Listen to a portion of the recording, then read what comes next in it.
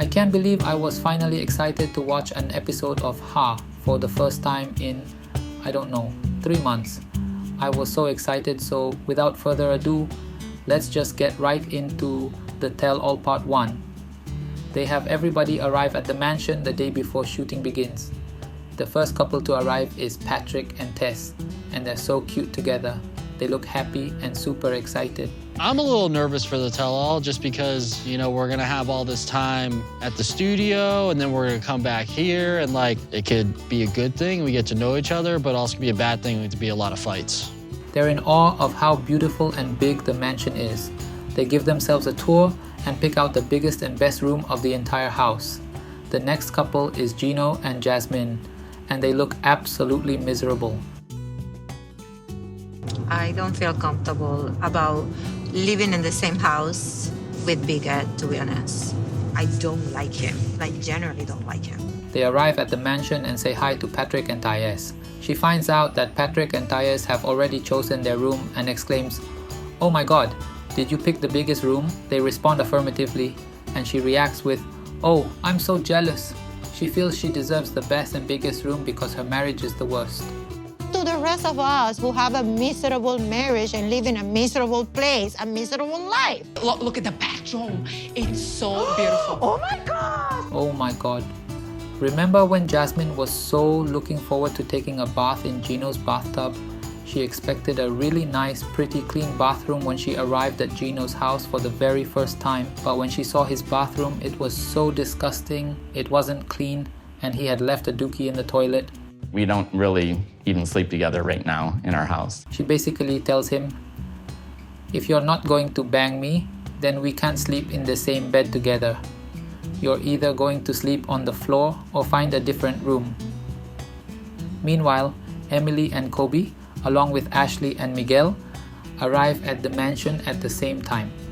They say hi to each other, and I just thought they would make a really cute friend group.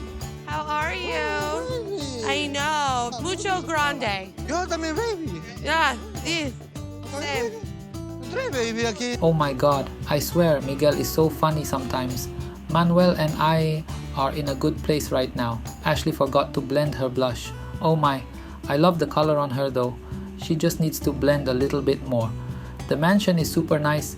I'm actually shocked that TLC spent this much money to get a place this nice. They cared enough to get a mansion this nice and this big.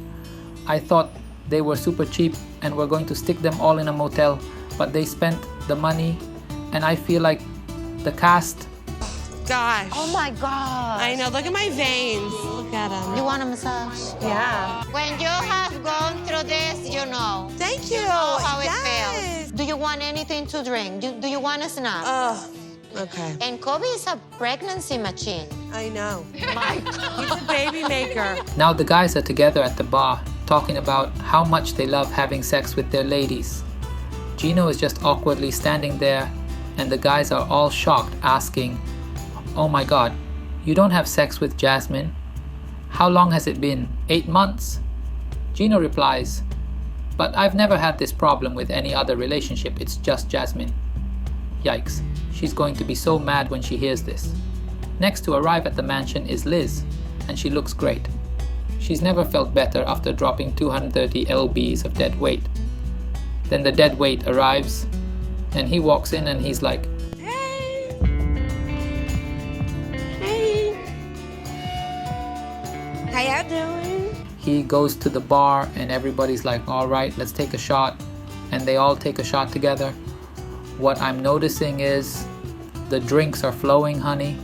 I think the producers filled the mansion up with alcohol so that they can drink as much as they want and get everybody loose for the drama. You got it, Ed? You okay? Oh my God. You okay? Liz and Ed finally talk, and it's so awkward. The very first thing Ed says is, "Liz, well, I did miss you." And she tears up. Oh god, this must be so freaking awkward for her. You can tell she's kind of hurt and trying to be casual, but she can't. She starts tearing up, and then freaking Ed starts crying. Like, "Why the hell are you crying?" He's like, "I'm sorry, I don't mean to cry, Liz. And Liz is like, don't you dare cry.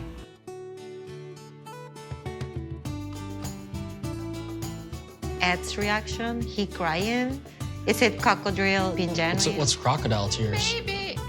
How does Patrick not know what crocodile tears are?